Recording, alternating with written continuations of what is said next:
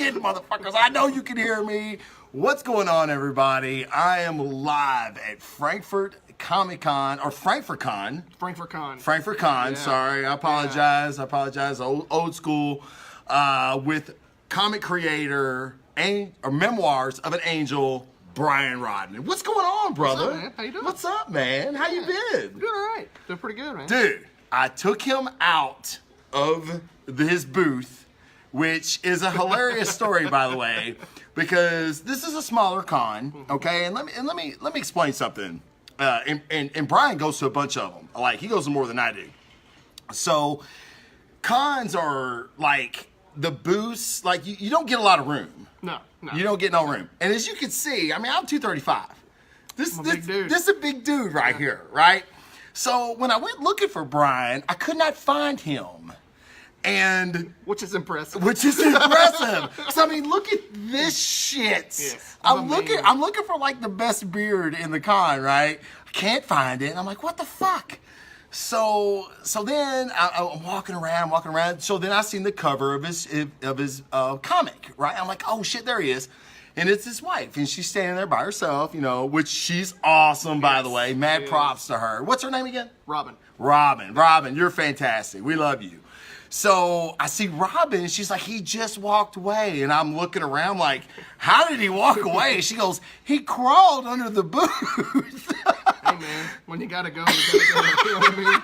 Dude, if I would have walked through that aisle and seen your big ass crawl underneath your table to get out, I'd have lost my shit. What's funny, because in my head, like, I even did little sound effects for my feet and my elbows. I'm like this big dude, this tiny table, and it's all cramped, and I'm just, you know, getting out of it. And then, like, all my con neighbors, they've not seen me actually crawl under it, because I've done it a few times. They've not actually seen the crawling happen. They only see me when I'm on one side or the other, and they're just like, when do you do this? It's like quick. Yeah. Puff of smoke and Brian's gone. Well, and that's what I sent him an instant message. I said, really, dude, crawling underneath the table? And he goes, I'm a ninja, dude. Yeah. I'm like, yeah, you're a 240-pound fucking ninja, I'm right? The Beverly Hills ninja, just with a beard. Oh, man. No, I wanted to talk to Brian. Brian's always a great guest, and he and I have talked about getting back on the show together.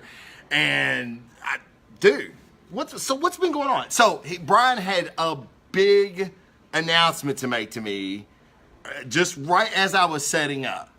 You're how many pages away from being done? Less than 20.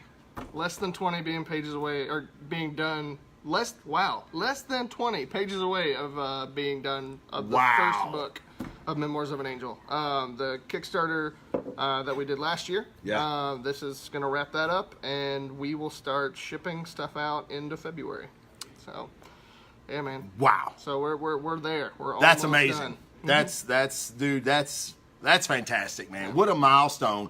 And let me just say that a lot of people do Kickstarters. This guy, like, his first, the moment his Kickstarter went live, he shattered, like, his first 3 goals, like, immediately. Yeah, so I'm sure you and Robin were having a conversation like, what do we do next? Well, we after, you know, we launched with a Facebook Live video, and we, like, halfway, you know, half hour into it, we were more than halfway funded. And we were just like, okay, because I mean, that's amazing. We were going to do, you know, $2,000, which was, you know, was going to cover printing and then a couple other things, and we were just going to foot the rest of the bill. No big deal. And we were at $1,600 after in a half hour or 45 minutes, something like that, and then we were fully funded in 2 hours. That's amazing, man. Yeah, and we ended up capping a little over $7,000. Oh, yeah. wow! Yeah, it was a pretty cool. And I mean, that, you know, I mean, in the grand scheme of things, there are people that knock the socks off of those numbers. But like for us, it's our first one. No, it was You're right, exactly. unreal. No, man. We were beside ourselves. And you should be. That's a testament to how the people's faith in you. And Brian is, if you have not liked his Facebook page, Memoirs of an Angel, you should do that, because Brian is constantly posting finished pages of the book, dialogue, and everything. So he does something a lot of Kickstart creators don't do, is like, I'm gonna give you a little taste. I'm gonna give you a little, Sprinkle some salt on that bitch. And that's what Brian does. And that's what people want to see. Like, let us know what you're doing. Like, we'll support you, dude, but we want to know what you're doing, and he does a fucking fantastic job of that. I honestly, I believe in Kickstarter. I believe in indie creators, which you are, and I always try to support them when it's things I can get behind. Yeah. You guys, you listen to my show, you know I'm not going to get behind anything that doesn't appeal to me or do I not think that's cool, because I want to be able to say, dude, Memoirs of an Angel is fucking cool. And that's what I want to be able to say. And I'm not going to say that. I'm not going to support something that I can't say that to. But Brian does a great job in giving you tidbits and showing you, hey, man, this is what's coming. Hey, come on, get on board now. So, fantastic, dude. Well, thank you. And I think it's really important, especially if you've done a Kickstarter and you've got people who have given their hard-earned money.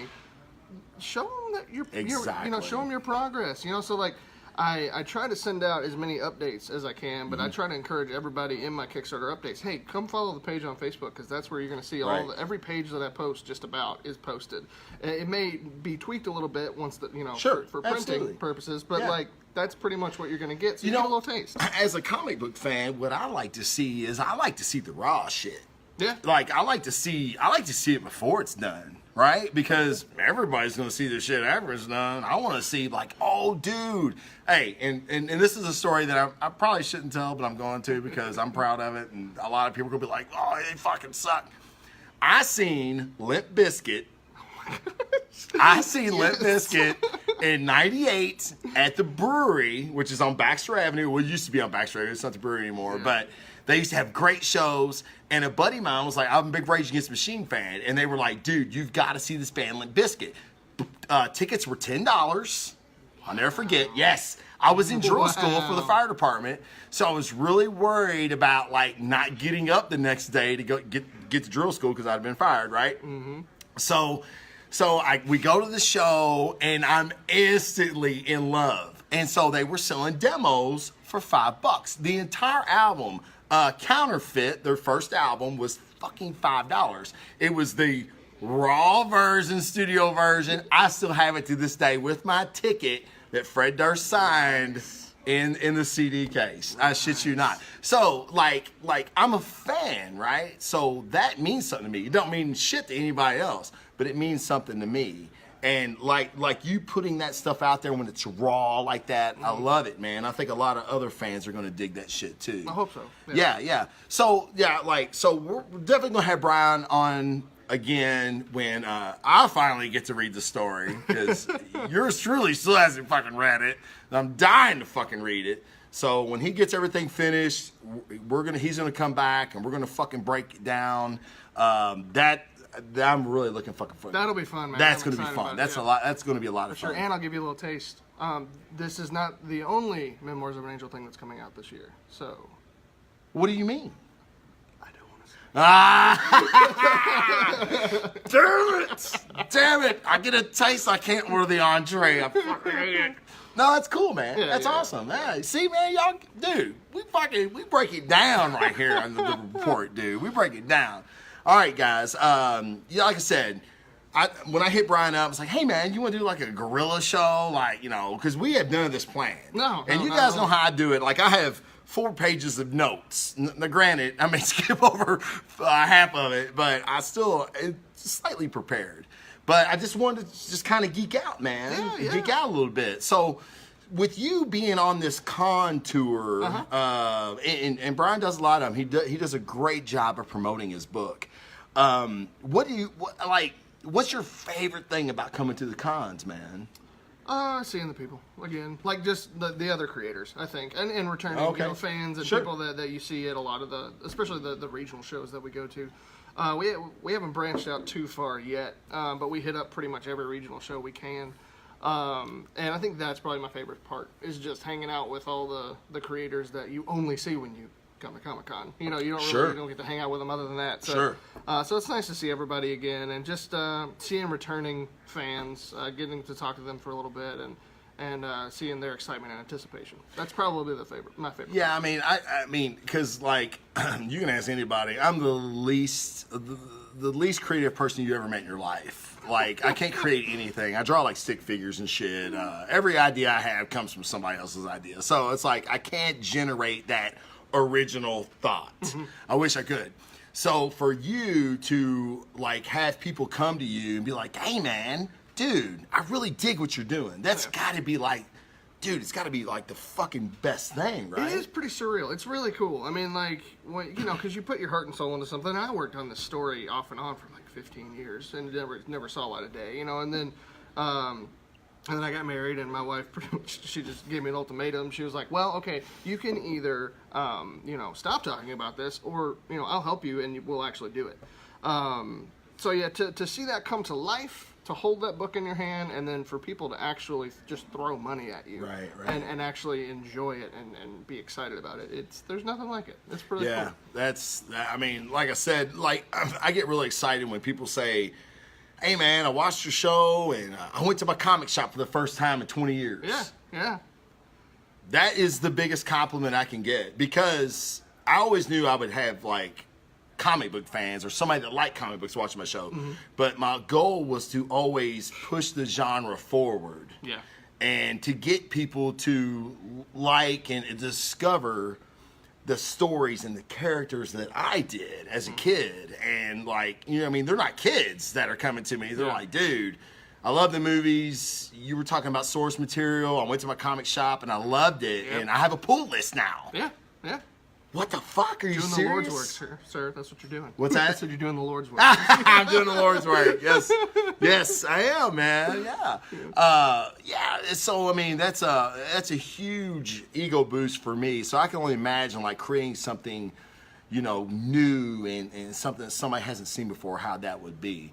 So like, all right, outside of your book, outside of all that, like, what are you into now, man? Like, what are you like what are you watching on TV? What are you excited about that's coming out? I'm watching nothing on TV because he's 20 pages away, so but that's true. Shows that are on my list to watch. I was gonna watch Bird Box, and then everybody ruined it, so I was like, all right. Yeah. But it sounds like it's, you know, kind of the same thing that I've seen before. But as far as reading, I'm reading a lot of Headlopper.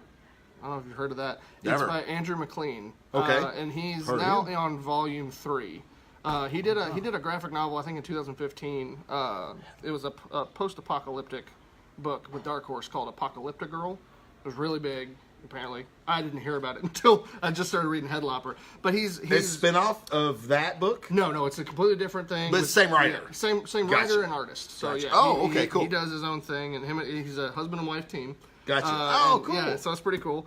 And actually, this is his merch that I'm wearing today. Oh, yeah, That's funny. yeah. But his style he's heavily influenced by Mike Mignola with Hellboy. And his style also is a mixture between that and like the Adventure Time kind of animation style. Oh, wow. So it's a really interesting blend, but I'm digging the book, man, because all it is, it's this Viking warrior who just literally goes around and kills monsters. And people hire him. I mean, it's pretty freaking awesome. Wow. Yeah, that's right. Well, you said Viking, you had me. Yeah. Like, yeah. it's all it takes for me. It's pretty sweet. And he carries around a witch head called, Agatha, I think is what it's called. And she's hilarious. She's just a head that just heckles him. It's a witch head that's and she's animated, obviously. Yeah. And she's full of magic. So when she got decapitated, I guess by him, it never killed her, so he just carries her around. Oh, it's man, hilarious. that sounds fantastic. Yeah. It's a really funny book, a really, really cool book, a lot of good storytelling. That, and then some, like, really, you know, underground. It's so weird to say that. Underground. I know, right? You know, but, as an indie creater, this shit's underground. You probably haven't heard of it. You've never heard of this before. You know, I hate saying that stuff. Right. But legit, you probably haven't, because I didn't until I got onto Kickstarter, and I just follow a lot of artists there. And there's a series called Wendigo Wood by Afterlight Comics. Okay. And they're I think they're out of the UK. And they're fantastic, man. It's legit. Like, it takes a lot to scare me. Yeah. And last night I was reading issue 1. They have 2 issues out right now. Okay. Wendigo Woods. Yeah. Like Wendigo, the monster from the Canadian woods. Right. Okay, right, gotcha. Yeah. And so maybe they're from Canada. That makes more sense. That makes more sense. Yeah, but I can't remember.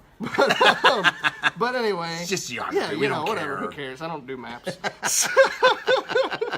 We have GPS. We That's don't right. Need that. I have Gosh. Waze. I don't need fucking that shit. Yeah, but it's like, the premise of the first issue is this couple, goes out. They're driving down this long road, and it's dark, and it's in the woods, and they get stopped by like dead bodies just on the ground.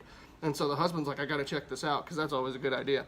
And he gets out of the car and looks at him, and they like pop up and kill him, and then kidnap his wife and kid. And then it goes back to a Vietnam vet who apparently is connected to her, and he starts off on a journey to go rescue her. That's issue 1, and they take it back to this Wendigo monster. It's like some weird cult in the woods. Yeah. It legit is terrifying. Really? I was reading it last night, and I was like, I don't really want to go to sleep now. No shit. And it takes a lot for that, because I love horror. But well, I mean, I like horror too, but like watching, and this is the difference, guys. Like for some of you, because I know some of you watch my show don't read comic books, and that's fine. Some of you watch it just because of me, and that's fucking better. No, I'm just kidding. But no, that's really the truth. But anyway. Like, when you read a comic book, it can honestly be just as engrossing as watching a horror movie. Yeah. And like you just said, like, dude, I didn't want to fucking read the next issue. Like, that's high praise. Because your imagination just fills in the panels, and it runs through. Yes, and that's what a good artist and a good author is going to do. They're going to bring you that. Now, my next question, because that's fantastic, and I want to check that out. Yeah. Did you ever read Gideon Falls? No. I never God did. damn it, Brian. The first show we did, and I found out he was a horror guy, I was like, have you read Gideon Falls? And he's like, no. I'm like, you gotta read Gideon Falls. I mean, Jeff Lemire, Adrian Sorrento, one of the best writers, one of the best artists working comics today. It is terrifying. Like, and I've always had a phobia of a barn. Like, we live in Kentucky, right? So any of you from the South, y'all know this shit. Like, you're going down the expressway and there's nothing. There's a fucking nothing. And you see this barn 2 miles down the road in the middle of nothing. Yeah. And you're like, oh, fuck that, man. Like, there's bodies in there. Not like a nice barn. No. It's like this old, decrepit, abandoned barn. Yeah, that, it probably is abandoned. Oh, of course it is. Yeah, like except for the demons that are there, Exactly. Good grief. This is Gideon Falls. It is the Red Barn. And it's basically a portal between dude, it is the scariest fucking shit. I mean, now when I see a red barn, it is uber exasperated how I feel about fucking barns now because of reading Gideon Falls. I'll make you a promise. Yes. Before the next show we do, which will be, probably soon, because the soon, almost done. Very soon. I will read Gideon. Yes. I will. Yes. Well, that's got to be a separate show. Yeah. That's going to be a separate show, because we're going to do a Gideon Falls show. The next time, you're going to be like, hey, did you read this? And I'm like, yes, absolutely. Of course I did. That's you're going to be like this. Yeah? Yeah. Why you haven't? Why are you even asking me? Of course. Why are you asking me this? It is my favorite book, Gideon Falls, which you guys, my subscribers know, was in my 2018 Best Comics. It's that good. And I'm not a horror genre guy. Yeah. I'm a capes guy. I'm mutant. You need powers and shit, right? No. This book is so well illustrated, so well written, that this is the book that, I can't get enough of. It's one of those books and this is a feeling that I want to portray. Like, when you walk into a comic shop each week, or whenever the fuck you walk in, I don't give a shit when you walk in, and you see something that's out that you've read, and you go, yes, fuck yeah. Like, that's it. It's here. It's out this week. I get another piece of the fucking puzzle. I get another story. I get another. So is it an ongoing series or? Oh yeah, brother. I did not know that. I thought it was like graphic novel or something. No. Okay. No. The last one came out The last issue came out last week. I believe it came out last what week. What are you doing to me? I have like a stack this tall. Oh, brother. No. I know. I will put it up to the top because you said so. Yes. I will do it. Yes, please do Yes, that. Yeah, because trust me, I realize shit too, but you know, you gotta prioritize, right? You know, you're a taskmaster, dude. You Not very good. We need Chad and us, man. Yeah, we do. Where's Chad at, dude? He's out cooking stuff for people. He's like, now. he got he's all a gourmet fucking culinary chef on now. us, didn't he? Yeah, he did. Yeah, it's actually they're building a new house now. I know. I seen pictures of it. Yeah, he's like, doing really well. He's I love taking Chad. a break. He's taking a break from comics, unfortunately. It is unfortunate because he's one of the first guys when I started this podcast. I was, it's a little bitty con, Louisville Con or some shit. Was it Derby City? Derby City. Yeah. Yes, yeah. that's it. Thank you. Yes, it was Derby City. Chad's art is very Jim Lee-like. Yes. And I was looking at it and I was like, is this like early Jim Lee? Like I didn't know, right? And he goes, no, it's mine. I went, what? He goes, no, it's mine. And I'm like, he's a shy dude. yeah, he is a shy guy. He's a fantastic guy. He's so awesome. And his superpower is time management because he's got like 40 kids and a doctorate in seminary and he creates comics and he works full time at the Macaroni Grill and so he's a fantastic guy. But The Silence is his book, and I had him on in Lexington. We did a show live in Lexington. It was one of my first live shows with me and Chad. Yeah. That's cool. Yeah, man. Yeah, that's what I'm saying. Chad and I hooked up early, and he's a fantastic, very smart, very very good creator. And I hope he gets back into it when he has. Think he will. If he could devote 100% to what he's doing. And I think really where he's at now is because he's got so much stuff going on with. I mean, he's finishing up. Last I talked to him, he was finishing up his PhD, doing all that kind of stuff. Yes, and which he should. Yes. Yeah, and but gosh, dude, like The Silence is one of those books where I will just read it over and over again because it's so intellectual. Layered. And it's a fucking onion. Oh my gosh! But it's an onion. He's so man. smart that the first time I read it, I felt stupid. I was just like, I don't understand what half of this is. Yes. But I was like, not in a bad way. Not in like I was lost in the story. I was right. I know that there's so much more meat to this story that I missed the first read. So I'll just go through it. And now, I've got a good grasp. I've read it like 6 times. Wow. It's so good, man. It's good. What a testament to somebody. I love that book. And I told Chad this on, because like the first time we did a show, I think it would have been like the second time we met. You know what I mean? He was like, yeah, man. So we hooked up at Lexington. I set my shit up kind of like we're doing now. We were on the con floor, which was cool. Yeah. And I told him, I said, thank you for the glossary that you put in the back of your comic. Yeah. Because unlike Brian, I'm not versed in scripture. Oh, okay. Yeah. So like I knew Tower of Babel and I knew all these references, but I couldn't put them in context of the story. Yeah. And then but Chad puts this like 2-page glossary in the back of his book. Yeah. And I'm reading it and I'm like, oh fuck, I gotta go back and reread it. That stuff right there, man. He's so good about that. That's I think his art aside, which is great. Yeah. The one criticism I would give Chad on his art, and he's heard this, sometimes it looks rushed. It unfinished. And once you know Chad in his life, you're like, they should all look like that. Right, yeah. But I've got several prints by Chad. I mean, because it just looks fantastic. But Chad's great, man. Fuck, how did we get on Chad's ass? I don't know, man. But I mean, I'm glad we did. I know, I do too. I miss Chad, dude. I do too. Chad, when you get back in comic books, dude, you have a seat right here. I will say that though, made me look creepy. Yeah, I know, right?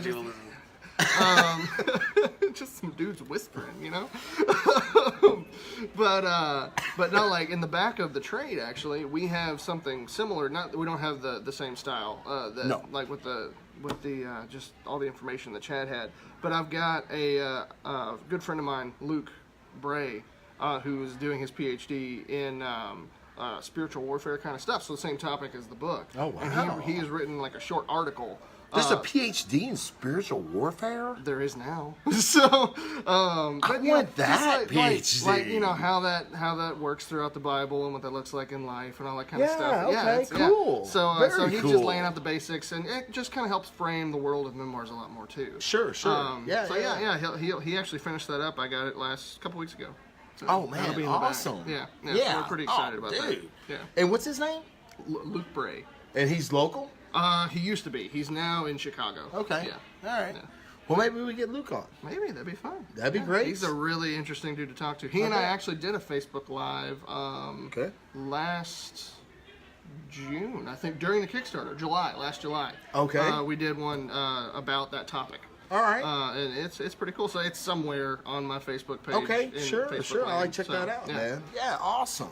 Yeah, I mean, guys, if you've never been to a convention, this is just like, this is this kind of shit. This is it. Like, I just had a talk with Marv Wolfman, because I was telling Brian How'd that about. go, by the way? Was it pretty cool? Huh? Was that pretty cool? Yeah. Y'all see. Marv Wolfman is the creator of Blade, Deathstroke, the Terminator. He actually signed my first appearance of Deathstroke. And he's not been invited back to Dragon Con. And he let it be known to me that he needs to be invited back to Dragon Con. So I'm like, hey, I know a guy. You know what I mean? So I made a call. And so hopefully we're going to get Marv back. And I told him the stipulation that you get back is you do my fucking panel at Dragon Con in September. So hopefully we got that coming. And I just had the moderator, which me and Brian, when we were walking over here, the moderator from Marv's panel, because I asked questions, of course, you know me, I can't fucking be quiet. He was like, hey man, those are really good questions. And I'm like, oh, thanks, man. Like, you would think I'd had a podcast or something. And he was like, yeah, man, you should. And I was like, well, I gotta do bam, bam. So, and he does too, and I'm gonna give him a shout out because he obviously sets up this event in Frankfort Comic Con. So we're gonna try to get him to Dragon Con too, just for you guys to know, because I know some of you have inquired about different cons to go to. Dragon Con is the one con in the country, as far as I know, that has no corporate sponsorship. It's all done by fans and volunteers. So that is fucking incredible. It brings in over 80,000 people to Atlanta every year. It's 4 days. It is a marathon, let me tell you, because I've been for 4 days and it's taken years off my life, but it's okay. I had a good time. But if you have not went, you should go. There's a lot of great creators, and you can network and meet people and blah blah blah. So what up, dude? You know, fucking go Dragon Con? What's up? Let's go. Yeah, I'm ready. I'm down. You wanna go? Yeah, I'll go. I'm down, dude. That's all you had to say. See, we're networking right in front of you guys, man. Exhibit A. Exhibit A. Yeah. I mean, what the hell? All right, this is something I've been wanting to talk to you about, because I feel like this could be a podcast in itself. Brian, you're not drinking. I'm sorry, sir. Yeah, Brian's not drinking. I don't know what the deal is. Brian, and I'm probably going to get some shit for this, which is good. I want you all to give me some shit. Brian is a Zack Snyder fan. Me and Brian, we share a bond. We share a bond. We do. We do. Because smart people share a bond. People who know how stories work. Eat I'm that, sorry. motherfuckers. Please don't hurt me. No. Yeah, throw your poo down, motherfuckers, because this is exactly what I'm talking about. So you and I we have shared our love for Zack Snyder and his vision of what's come, and a lot's came out about that here recently, right? Well, Zack is. I don't know if he's defending himself. But I don't know. Maybe the reins have loosened on what he could say. I don't know what it is, but he has been a lot more vocal about his vision. Oh yeah. Going He's just been forward. releasing pictures he's been releasing. The T-shirts. Answering people's questions out of nowhere. Just like, yes, on Twitter. Yeah. If you don't follow Zach on Twitter, you should. And ask him. Be like, dude, why you suck? Why Martha? Blah, blah, blah. So, He'll break it down for you. Yeah, he will. He'll break it down for you. Yeah. I bought the shirt. He released a shirt for the Suicide Prevention Foundation. Yeah. Did you see that? Yeah, I did see that. Yeah, I bought it. I seen a tweet, a notification, and I fucking clicked on it, and it's this shirt, and it's this, and the speculation is it was his breakdown for the DC universe. It's like a ladder. Yeah. Did you see that? I did see that. Yeah. I haven't got it yet, but I mean, it's like it's dark side. I mean, it's showing like because it branches up and it's got like Wonder Woman, Superman, and then it goes down to like the Omega symbol. Yes. Is in there. Yeah. It's got the New Gods reference, Orion. I mean, like Zach is, and this is what I've always said about Zach. He's a fucking fan, right? Yeah. He made those movies. He made. This was my big thing. And this is what I'll say to anybody who kind of gives him crap over the subtle storytelling part, because I feel like that's probably his biggest flaw. Well, not flaw. Like that's what people say, right? Sure. And so, and I would say, don't judge Batman versus Superman until Justice League 4 comes out, because with Zack Snyder, you've got he puts things in, like things that were in Man of Steel, popped up in Batman vs Superman. Yes. They popped up in parts of Justice League that didn't get reshot. Sure. So he plants these little seeds, and then like if you pay attention to what his vision, what his vision was from what we've seen, from what he's released, there was going to be so much more about that nightmare sequence. Yes. And everything. Like, it was going to be a part of the Justice League movie. Yes. The Flash had so much more to do with that than what they actually ended up doing. And it hurts my soul. I know. That they changed it so much. And I feel like a lot of people are just going to hate on Batman vs. Superman because they didn't get the rest of it all fleshed out. Right. Exactly. So. Well, this is my thing. And I thought about this the other day. People have criticized DC for not having a singular vision, and I have too. Okay, I have too, because Warner Brothers, their I don't want to say mantra, their focus is, oh, you're the director of Wonder Woman, do what you want. Yeah. And that's what they've done. So in that, you lose something. And people always say, man, I would just wish DC movies were like Marvel movies. Okay, well, Marvel has lost directors along the way because they don't give directors free reign. Yeah. They say, look, dude, you're this much of a part of a big picture, as we've seen in Infinity War. Yeah. And to describe Infinity War other than masterpiece is a fucking understatement. Oh, gosh, it's because amazing. Exactly. 10 to 13 years of fucking Marvel movies made that movie. Yeah. So when people say, oh, I wish DC movies were Marvel movies, okay, so what you did was you took Zack Snyder, who had a vision, whether you liked that vision or not, you took him out of the picture, and every film that comes after that is going to feel disconjointed, if you will. Yeah. So, like, you do a disservice to Zach, you do a disservice to DC fans, everything when you do that, because just like Brian just said, we were going to see Darkseid instead of Steppenwolf in Justice League. And isn't that what everybody fucking wanted? You know what I mean? I'm not saying DC movies would have been as good as Marvel movies. I'm not saying that. Yeah. I'm saying that everybody's saying that they lacked a singular vision like Kevin Feige has given Marvel.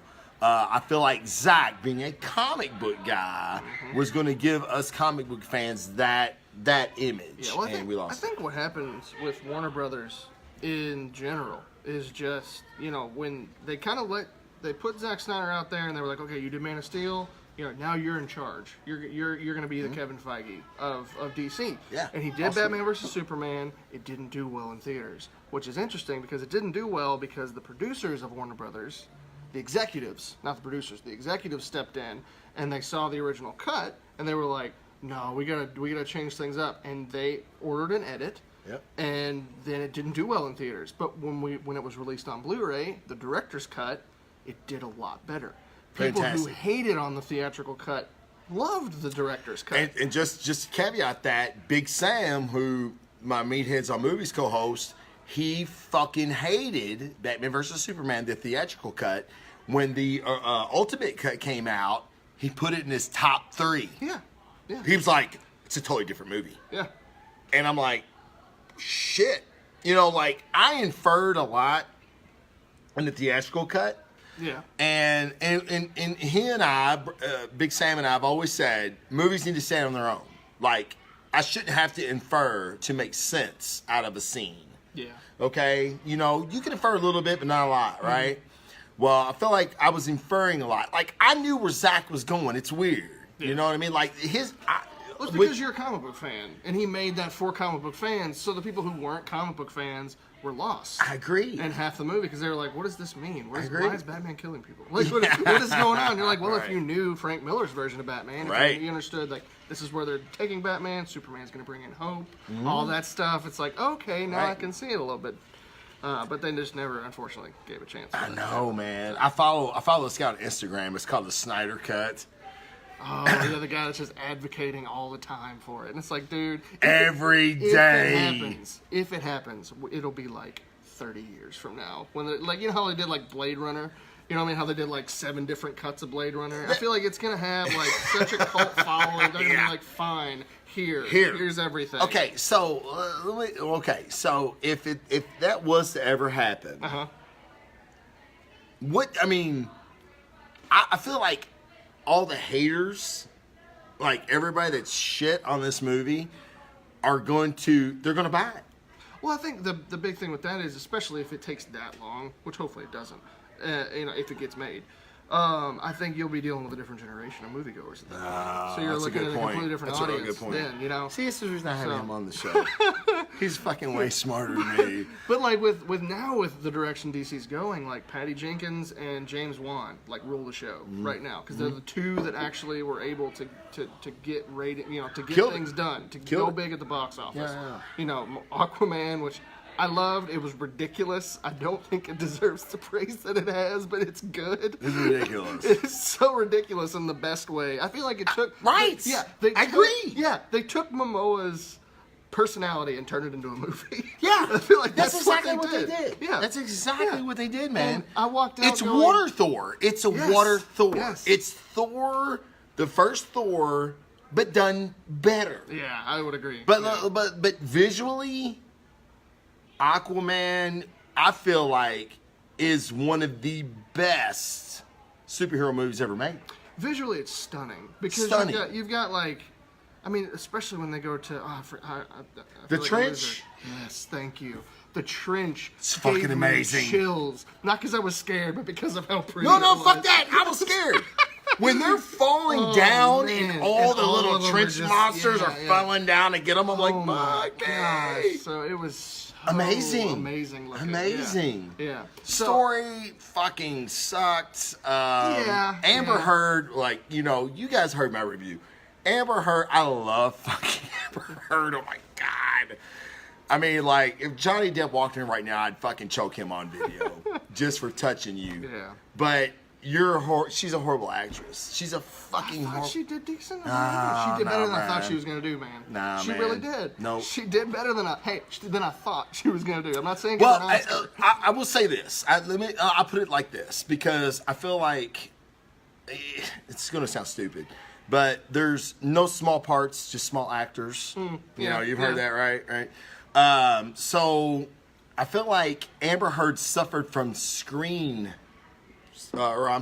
script, other than her performance, because I felt like this whole pressured, forced Jason Momoa, Mira fucking love shit was stupid. When she trips and falls into his arms, I'm like, bitch, you are a fucking warrior.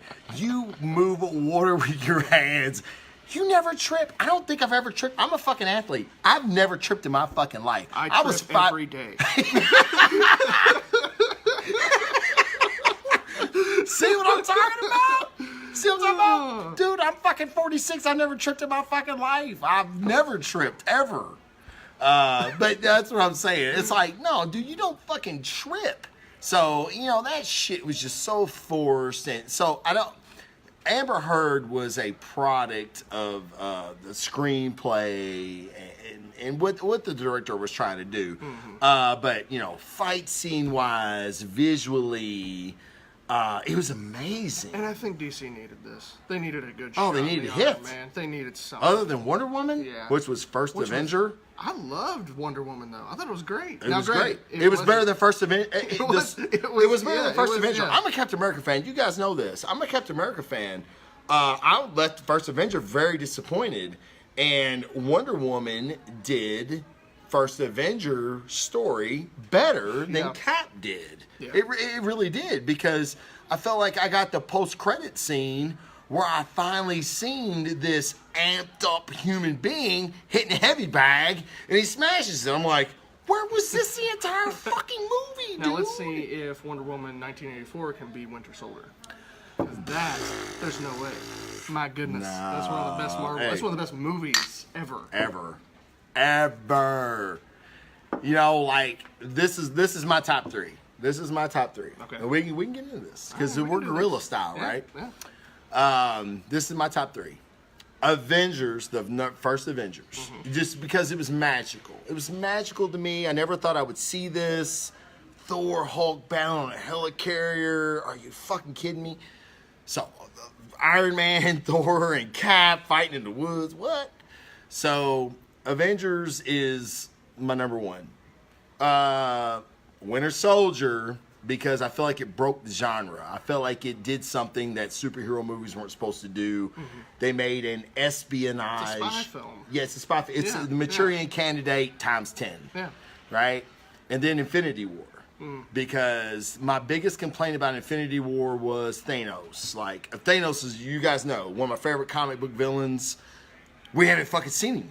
We don't know fucking shit about him. Yeah. What the fuck? And they actually made a movie comic book character better than the comic book character. Yeah. He succeeded that. He went past that. And I think Marvel's biggest weakness is fleshing out their villains in each movie, and I think absolutely they nailed it. Fucking nailed it, man. It was awesome. Because he's not the fucking villain, right? Yeah. I still hashtag Thanos was right. I swear to God, I still do that. Thanos was right. We fucking suck. Fucking snap us away. So what's your top three, man? Top three Marvel? Or... Top three fucking any of them, dude. Oh, crap. I'll do Marvel because the other's too hard. Well, I will say this. My all-time favorite movie, aside from superhero movies, Lord of the Rings trilogy. I count them as one. I know that's cheating, but I do it because it's one continuous story, shot all at the same time. You can watch it from beginning to end. Not really one. You can't have one stand alone because they're all cliffhangers. That's a good point. That's my favorite movie of all time. So, did you read the Tolkien books? I have. Yeah. Okay. So, what did you think after you read the Tolkien books and you watched the movies? What did you think? They're different. But the spirit's the same. I agree. I totally agree. I think what Peter Jackson did, he took the books because, especially Two Towers, you gotta do something with that book to make it work in a movie. Yeah. Because the book splits both Sam and Frodo and Aragorn and all of their stories separately. Yes. This all happens, and then the rest of the book is their stories. Right. So the fact that they spliced it together was really great. No, I agree. My biggest complaint with the whole series is that Aragorn does not fight Sauron at the end. That is my biggest complaint. I was like, I really? hated that. A troll? Come on, man. I fucking hated that. That was dude. my biggest complaint. Yeah, it almost I'm right there with you. Mm-hmm. I'm right there with you because I agree with everything you just said. It almost ruined the trilogy for me. Really? Because of that. Yeah. Yes, because I loved Aragorn. Yeah. Well, and Aragorn to me, I don't know, okay. All right. I'm a little drunk, so I'm gonna say this. When I go to sleep, I sleep really well, by the way. And they're like, motherfucker, who don't, or who doesn't, or whatever. So what I'm going to say to you is like, because of my job, 21 years, I'm woke up a lot. All right, like every third day, there's no night that I go wire to wire and sleep. So what I do is like I put myself in this I don't know, I call it my sanctuary, my fortress of solitude, if you will. Well then. Yeah, thank you. Thank you. And what I do is I am in some story. It may be Infinity War, it may be fucking Lord of the Rings, and I am a character in those stories, and I play it out in my head until I fucking fall asleep. And Aragorn spoke to me. You know what I mean? Like his character, like he's a fuck up. He feels like, like he doesn't feel like he's the reluctant king. Oh, I understand completely. You know what I'm saying? And like, isn't that the king that you want? It ain't the king that you want is the guy that thinks he should fucking be king. Yeah. Right? You know what I'm saying? It's like a guy that wants to be senator, a guy that wants to be president. Do you want that guy to be president? No. It's it's like they say, I'm not the hero that you want, I'm the hero that you need. Yeah. Like in Batman, The Dark Knight Returns. Yeah.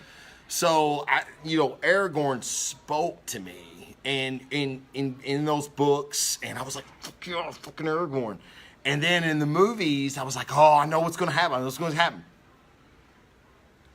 What? Yeah. Are you fucking kidding me? So on a personal level, I get it as a producer choice, a director's choice. Well, it was to focus on Sam and Frodo because it was happening at the same time. Sure. So I get it. Like I was actually rewatching totally it a couple weeks ago, and I'm like, I understand. But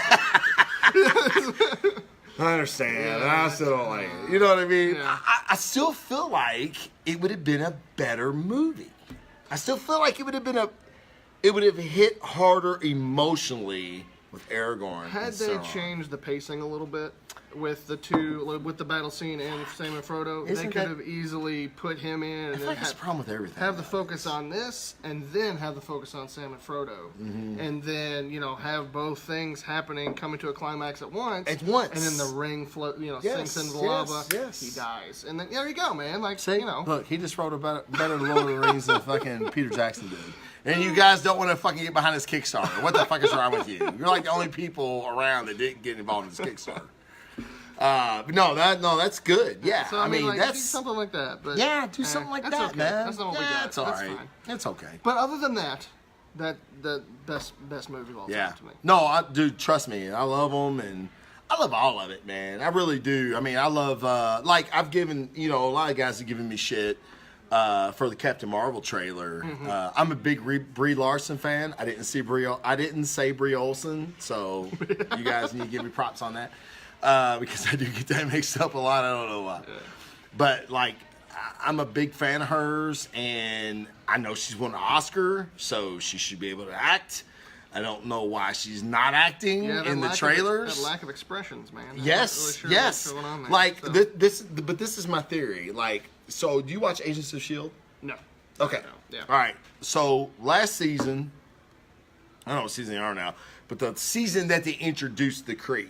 Mm-hmm. The Kree are very non-emotional, like very Vulcan, if I have to coin a term. Very Vulcan, not very emotional. So I'm thinking with her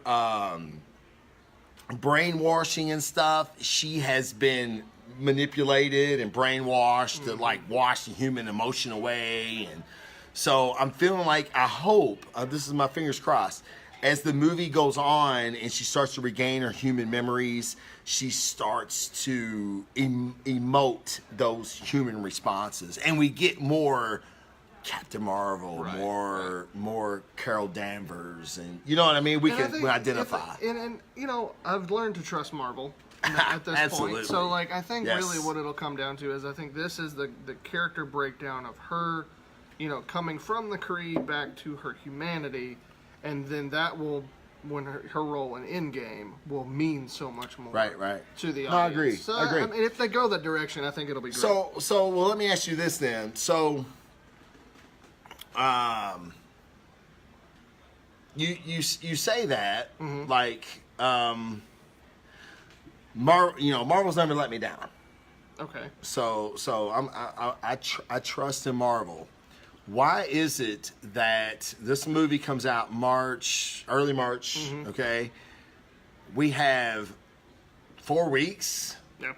before Endgame starts. Yep. I feel like marketing strategy wise, that's a telltale sign that they're saying, hey, it's a head flip, it's a coin flip whether this movie does well or not, and if it sucks, you've only got 4 weeks to think about it, and then Endgame's gonna hit. Yeah. Which she's a big part of Endgame. Yeah. Right? I think it's smart in that It is. regard. Hedge your bets. Yeah, I mean, just in case you got Avengers Endgame, and if it's a hit, if it's huge, the end of it's got to lead right into Endgame. So it coming out weeks later could help. Either way. Sure. So I don't know. I mean, as far as marketing goes, Marvel's pissed at Sony right now. Oh my God, they're so mad. Because they're just like, really? You're just gonna throw the Spider-Man trailer out there right now, and you see all these people who were supposed to be dead, now they're back, and all right, thanks for that. I know, man. I'm like, wow, all right. Imagine that. To announce it. Imagine that Sony another fucking thing some to shit just up. show it. Yeah. I'm like, wow, look what you did. Well, the internet, and I did this segment on my show last week about Stark not making it out of Endgame because of the Spider-Man trailer. No Tony. Pepper Potts, the signatures on the check that they give to Aunt May. Yep. It all kind of makes sense. Tony's last movie on the contract. Yep. Like what happens here? And if they did renew contracts and stuff, they're brilliant for not releasing, making sure that absolutely. doesn't get leaked out at all. Absolutely. Because everybody's ready for everybody is emotionally, mentally prepared for Cap. For the Chris's to not return, except for Pratt. He'll come back probably. He'll come back. But Captain America, Thor, their contracts are up. They're up. Iron Man's up. We're looking at a brand new team after this. Marvel said they're going in a different direction. Probably X-Men, Fantastic Four. Yeah, I can hope so. Yeah. So they should. They really should. They should take advantage of that. Exactly. And that's give us a Fantastic Four movie that's worth it. Oh my God, yeah. dude! Yes, please give us a fucking Fantastic Four movie that's decent. worthy, Yeah. just worthy. Well, they're already in talks to do the Silver Surfer movie. Oh, thank you. So this is what I said earlier. I went, this was a while back, and I said, how cool would it be? Because everybody's like, oh, Rescue's gonna save Tony Stark, blah blah blah. How cool would it be if the fucking Silver Surfer shows up? Did you post that? Was that I you? did. Yeah, Yeah. my goodness, that would have been. Yeah. Oh, I know. Well I'm done. like, well done, sir. thank you, sir. Thank you. Because I'm a big Galactus fan, and I know, my last segment of my show, I went through Avengers 4's theories. And one of them is in the book Titan Consumed, the novel that was, they call it not canon, but like I said, this is the same studio that give you a fucking name for this movie for a year. All right, so to say it's not canon didn't mean shit. But Thanos spoke to a person called the Lore Speaker, and Thanos was like, he did not believe in the Infinity Stones. He at this point in the book he did not believe in them, but he sought this Lore Speaker out because he was told that this guy knows everything in the universe. Well, he did, and there's a reason why, and I won't spoil the book, but there's a reason why he knows everything. Okay. So Thanos is like, so why have I never heard of these Infinity Stones before? And the Lore Speaker says, because they're hidden for a reason. It's the Celestials and the people that the Celestials fear keep those Infinity Stones hidden and on them for afar. Yeah. So I'm like, holy shit. So there's badder motherfuckers out there than Thanos or the Celestials that we haven't seen yet. So now that Thanos has all the stones in a glove, if there are people keeping them, in their sight from afar, Well, they're going to be coming, right? So, I went through this whole thing about how Thanos hitting the villain, and I'm not saying that him and the Avengers are going to team up at the end of Avengers 4, but I definitely see the possibility of a big bad coming in other than Thanos. I hope so. Yeah, I do too. And my money's on Galactus. I would really love to see Galactus, but not as a big giant cloud. No. Oh, God. How fucking awful was that? I just want big purple. A big Galactus. purple fucking That's what I want. planet eater, dude. That's what Just I bring want, him man. in. Helmet and all. I don't give a fuck. But no, it was the Annihilus. Annihilus, for whatever reason, and all the research I did, everybody seems to think Annihilus is coming. Yeah. And the Horde. I have heard that. Yes. Yeah. Which, really, the Horde. I don't know. After we've had the Chitauri and the Outriders, and so we're gonna have the Horde. It seems now? kind of anticlimactic. I agree. Really, I think what they need to do is build up to Galactus. Mm-hmm. If you introduce the Silver Surfer soon, whether it be Avengers or the next phase, maybe introduce him and then have him go away for a while. Sure. And then do a backstory of him. Right. And then you introduce Galactus or something like that. You know Yeah, what I mean? yeah. I feel like that pacing would be really good because they drew out Thanos. Yes. And so that way when he showed up, it was a punch. You know what I mean? Like it was big. It was. So I feel like you need to do something like and just that. do it right. With Galactus. Oh yeah. Just do it right. I'm like you. Marvel. I wouldn't say Marvel's never let me down because there's been a couple Marvel movies that I'm like, meh. Yeah. But it's never like I've never walked out of a Marvel movie going, well, that just absolutely sucked. Agree.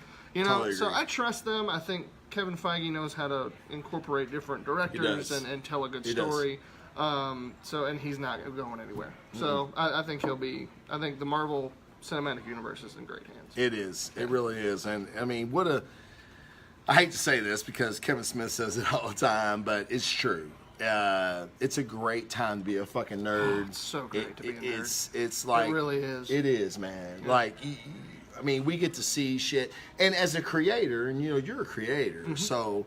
Like, when I was a bodybuilder, I was always looking for means of motivation, and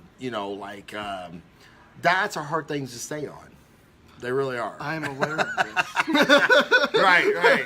So you're constantly looking for motivation to train and to eat right and blah blah blah. So as a creator, it's no different. It's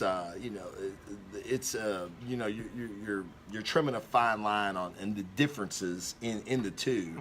But you can put on Infinity War, or you can put on, you know what I mean, and be fucking motivated and see, man, dude, they reimagined something and nailed it. Yeah. And that's as fans, and you're a fan, man. Oh, huge fan, and I am too. That's all we want. And it's what I tell guys all the time when they're like, because I've got a lot of shit over the Captain Marvel stuff, and I'm like, you know what? I call it like I see it. Mm-hmm. I already have my tickets. I was the third guy in Louisville on Thursday. Nice. As soon as I got the pre-order email, I fucking went online. I got my fucking seat, the seat that I get every time. And I hope I walk out of that theater and go, oh my God, Captain Marvel was fucking the shit. Yeah. And I was wrong, and Brie Larson was fucking awesome. And, because I love this shit, man. But when I see what they give me, I ain't gonna lie to you. I'm not gonna pump it up if there's nothing to be pumped about. Because I get excited over comic books, man. So, you know what I mean? But yeah, it's a great time to be a fucking nerd, man. I never thought in a million years that I would have a fucking show and I would be talking to fucking great guys like you and as comic creators and that's another thing I want to say, man. Like this show has expanded me to reach out to people and people that I've come to like really respect and admire and care about. And like I've always said this, like in the age of like cell phones and fucking social media and everything, what he and I are doing right now is it's non-existent. It really is. Like two people, I don't even know where my phone's right here, motherfuckers. Here's my phone. His phone's right over there. He hasn't touched it once. I just now seen it. So, two guys just having a conversation about shit they love and the podcasting medium, people come up to me all the time like, man, how did you get into this? I'm like, man, I just want to do something I was passionate about. Mm-hmm. Do that, man. Like if you're fucking hunting, deer hunting, or I don't know, you fucking collect shoes. I don't give a shit what you do, man. Do a fucking show about it because somebody's gonna want to watch it. But just to speak on that, I think that is probably one of the biggest encouragements is to see other people, like say you do collect shoes. You know what I mean? Like it's kind of some people be like, well, that's kind of different and off the wall. There's probably, I don't know how, thousands of people that do the same thing. And they're like, and then they see a show where they're like, oh, I can connect with this, and that inspires them. So yeah, stuff like this is great, man. Exactly, and man. For me, like, I listen to a lot of nerdcasts, or nerd podcasts, yours being one of them, and yes. And I mean, it's inspiring to me. Like if I'm having like an off day and I'm just not really feeling artsy or whatever, and I'll just put on a podcast and it'll change my tune. Oh man, awesome, man. Yeah. So it's great to just surround yourself with that kind of stuff. Exactly. So yeah, absolutely. If you have a passion, follow it. Do this. It's not hard. It's not hard. Yeah. Trust me. It's not I hard. do. So it can't be fucking hard. Ditto. It ain't hard at all, man. No, what he does is fucking hard. I mean, he's made sacrifices and everything else to do and accomplish what he has done. And I'm not. It's also not hard. It's not as hard if you have the right people around you. Right. That's the big absolutely. thing. Support group. Yeah. Absolutely. Yeah. And that's another thing. Like, I was talking about some Facebook groups last show. It's positivity, like Collector's Own Cantina. I mean, it's like, where can you go? Because I have a theory. I have a theory about social media. Okay. All right, I'm going to tell you. All right. So, like, social media is like bad parts of town. Okay?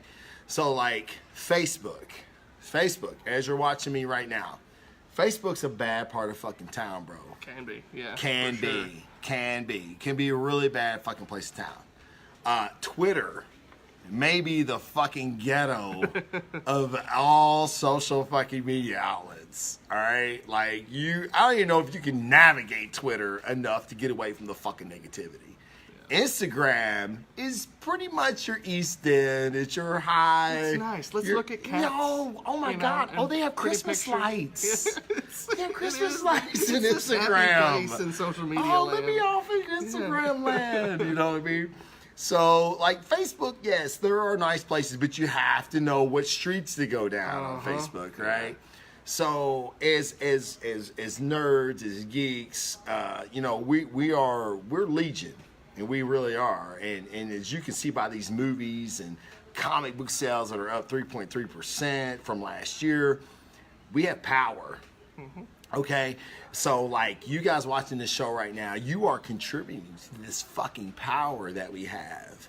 All right, because like this is me and Brian just said it, dude, or Brian and I just said it. Fucking is the best time in the world to be a fucking nerd right now. It's the best time. Like you're immersed with everything you want to see. Like, dude, there's cosplayers here. I don't know who the fuck they are, but they look fucking fantastic. Like Magna, like I know some of the nerds from work guys are in the chat. Like, dude, y'all would fucking love this shit. Like, I don't know who the fuck they are, but they're like Magna people. And, I don't even know what that is, but I respect it and they look great. Mm-hmm. And you know what I mean? So it's a positive environment, man. And let me tell you what, I've yet to see anything not be positive at a con. Oh yeah, I mean he goes to way more cons than I do. Yeah, I mean the worst part, the not the worst part, the more, I guess the most negative part you hear is like if people they don't make money, so they're like grumpy. But other than that, like as far as like con goers, no, like it's one of the most positive places I've ever been. Okay, like, all right, it's that makes sense. Yeah. Yeah. No, that makes sense. Well, it's all about that. Yeah. I mean, you need to generate that, right? Just keep going. Yeah. I totally get that. Yeah, no, that's fine. But yeah, this is a small con. Small cons are great to go to. So if you get a chance, guys, in your city or your state, You gotta drive a little bit. Go to the con, man. Take your kids. They're gonna love it because all the fucking cosplayers and everything. It's really, really cool. But I've kept Brian. Brian has a booth here, guys. And he's selling merchandise, and I've pulled him away from that from the entire time this fucking show was going on. It's fine, man. You know, I'll eventually crawl under that table again. Dude, you know? Dude, thank you. I really appreciate this, man. It's been no, great. thank it's you. Good to talk to you. Again, man. Yeah, man. We've been wanting to do this for a minute, dude. Bro. Right? Yeah. Don't leave me hanging. Oh, I'm sorry. I didn't know. I thought this was like a. I'm gonna say this thing and have this motion. Yeah, no. Hey. Guys, thank you so much for tuning in. This was impromptu. Yeah. I know I didn't put a fucking event out or anything, but you can definitely share this, like it, and I'll repost it tomorrow at some point. But thank you guys for tuning in. Memoirs of an Angel. Yep. Please go to the Facebook page. Brian, where else can they find you at? I'm on Instagram and Facebook. Those are my two places. I used to be on Twitter. I'm not on Twitter anymore. I don't do Twitter. Yeah. The ghetto. Fucking Twitter's a ghetto, dog. Yeah, I don't do Twitter. Yeah. But I do Facebook, Instagram, and I have a website, brianrodman.com. Okay. So, cool, man. Yep. Thank you so much, dude, brother. Thank you, man. Nah, man, you're a fucking fantastic guest, and like I said, I didn't even normally when I come to cons, I'm like, hey guys, tune in. I might be doing some guerrilla shit, and I didn't know if you'd be able to or whatever, but I really, really appreciate your time, man. I really do. But guys, please check his shit out. It's really cool. I'm gonna have when I get to read it. It's coming soon. I don't even have a coming soon. I don't even Next have month. a copy, guys. I don't even have a copy. So as soon as I get a copy and I read it, Brian's going to be back on. We're going to discuss Memoirs of an Angel for fucking sure. I'm sure it's going to be fantastic. But thank you guys for tuning in, and please check out Brian. Send me an email, send me an instant message or a comment, and let me know what you thought about the podcast, and send Brian some shit. Trolling. Hey, man, you ain't made it unless you got a fucking troll. Ain't that right, Jason? All right, brother. I'll see you guys later, man. Peace. Thanks, guys.